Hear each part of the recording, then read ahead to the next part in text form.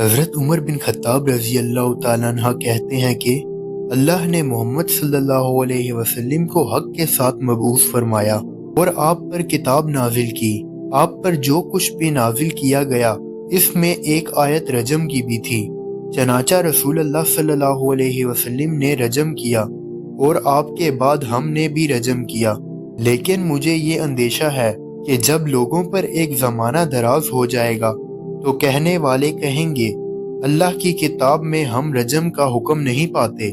ایسے لوگ اللہ کا نازل کردہ ایک فریضہ چھوڑنے کی وجہ سے گمراہ ہو جائیں گے۔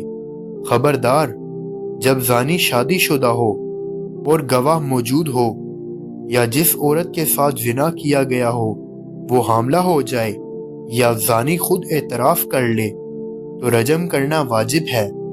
امام ترمذی کہتے ہیں یہ حدیث حسن صحیح ہے۔